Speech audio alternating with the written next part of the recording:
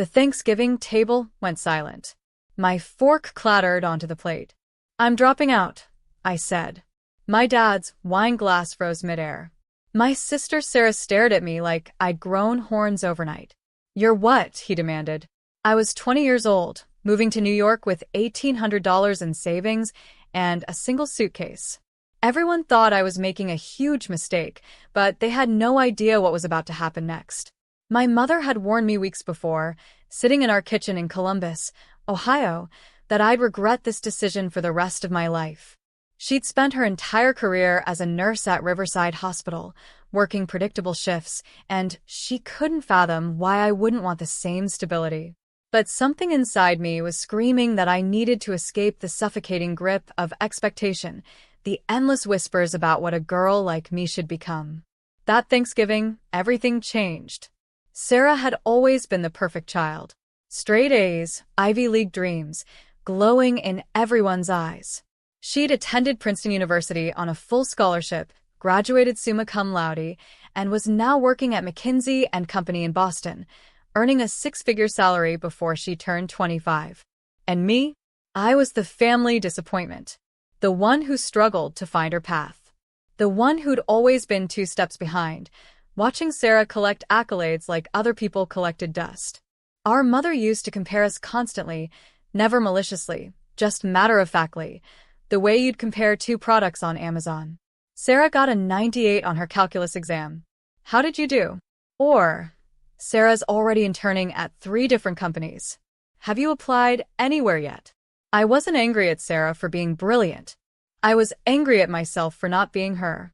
That Thanksgiving, when I announced my decision to leave college and chase this vague, undefined dream of becoming a writer and educator in New York City, Sarah's words hit harder than I'd ever imagined possible. We were in the dining room, the chandelier casting harsh shadows across the mahogany table, and she looked at me with something that wasn't quite pity, but wasn't quite contempt either. It was worse than both. It was disappointment. "You're a family failure," she said, not loudly, not cruelly, but with the devastating precision of someone stating a mathematical fact. My father gasped. My mother's hands trembled as she reached for her wine. My little brother Marcus just stared at his mashed potatoes like they held the secrets of the universe. And I sat there, feeling every fiber of my being compressed into something small and worthless. I tried to explain my choice. I opened my mouth to tell them about my passion for education, about the students I'd tutored who suddenly understood algebra when I taught it differently, about the essays I'd been writing at night that made me feel alive in a way nothing else ever had. But Sarah didn't want to hear it. She launched into a prepared speech about the importance of credentials, about how the job market was brutal, about how I'd be competing against thousands of people with degrees from actual universities. She pulled up statistics on her phone. Unemployment rates for dropouts, average starting salaries, the crushing reality of the gig economy. Every word was another nail in the coffin of my confidence. My mother cried later that night. I heard her through the thin walls of our house, the same walls that had absorbed every argument, every celebration, every ordinary moment of our lives. I packed my life into one suitcase and moved to New York with nothing but hope and determination. The suitcase was red, a gift from my grandmother, and it had wheels that squeaked every time I rolled it across the platform at Pennsylvania Station in Manhattan. I arrived on a Friday in March, when the city was still wrapped in that peculiar cold that makes you feel alive and terrified simultaneously. The apartment I'd rented was a studio in Washington Heights, barely 300 square feet, with radiator heat that clanked and groaned all night like some ancient beast trying to break free. The rent was $1,200 a month, which meant I needed to make at least $1,500 just to cover my basic living expenses. My first job was at a Duane Reade on Broadway, working the overnight shift, scanning items and making small talk with insomniacs and night shift workers who came in at 3 in the morning buying energy drinks and lottery tickets. I made minimum wage. I worked long hours, faced rejection after rejection. I applied to teaching positions and heard nothing. I submitted my essays to literary magazines and received form rejection letters that blurred together into one continuous no. I wondered daily if I'd made the biggest mistake of my life. My mother called every Sunday, and our conversations became increasingly tense. She wanted me to go back to school, to apply to community colleges, to get a degree in nursing or business administration, so at least I'd have something to show for my time. She couldn't understand that I was building something, even if I couldn't articulate what it was. Sarah sent me an article about the importance of a college degree, highlighted in yellow, passive-aggressive in its presentation. My brother Marcus called once, just to check in, and I could hear the pity in his voice. But slowly, little victories started to appear. I got hired at a tutoring center in the Upper West Side, making $18 an hour, which felt like winning the lottery. A student named Jamal, who'd been failing algebra, suddenly passed his Regents exam. He hugged me in the hallway outside the testing center, tears streaming down his face, telling me I'd changed his life. A promotion came through. I became the literacy director of a nonprofit called Bright Futures Learning Initiative, working with at-risk youth in Harlem. The salary was still modest, maybe $40,000 a year, but it was steady work that made my heart sing. I rented a slightly larger apartment, a one-bedroom in Morningside Heights, with actual windows and a fire escape where I could sit and write at night. My confidence began to rebuild itself, brick by brick, like a structure that had been damaged but was being carefully restored. Years passed. I discovered a talent I never knew I had: teaching. Not the sterile, standardized test-focused teaching that happened in most public schools, but real teaching. The kind where you saw a student's eyes light up when they finally understood photosynthesis, or when they realized they could write a poem that actually meant something. My students thrived. I developed a curriculum based on social-emotional learning combined with rigorous academics.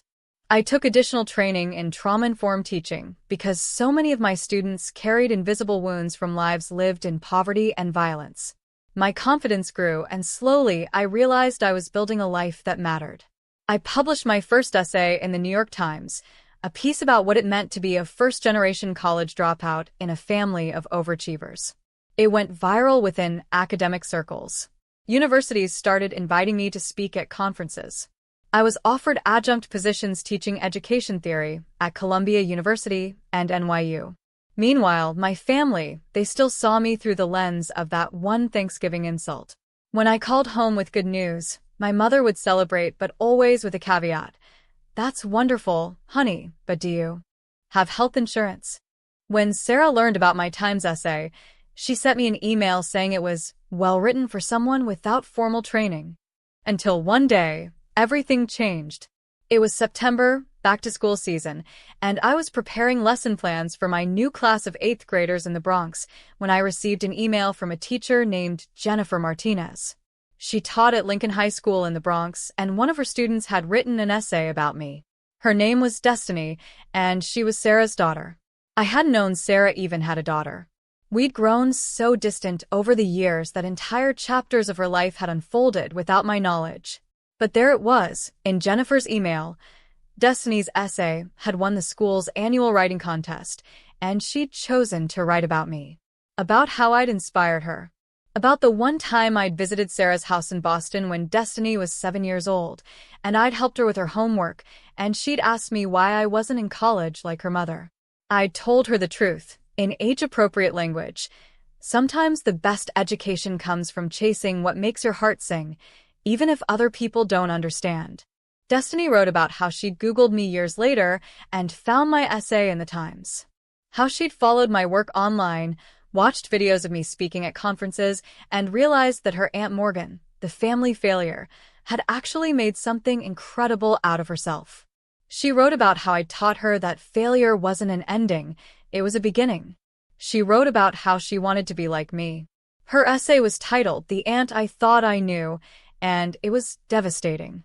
Jennifer sent me the full text, and I read it 3 times before I could see through my tears. Destiny had written about the moment her mother, Sarah, had mentioned casually at dinner that her sister had dropped out of college. "She said it the way you'd mention someone had cancer," Destiny wrote. Like it was a tragedy that had already been decided.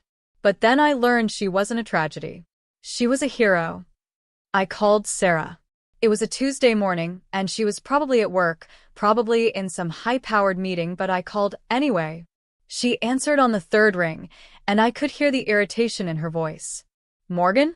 Is everything okay? Everything was okay. Everything was more than okay. I told her about the email. I told her what Destiny had written. And for the first time in 12 years, my sister went silent. Not the dramatic, Thanksgiving silence of judgment. This was different. This was the silence of someone whose entire worldview was being fundamentally challenged. I didn't know she felt that way, Sarah finally said, her voice small. I didn't know that you'd. She trailed off. I didn't know you'd become so important.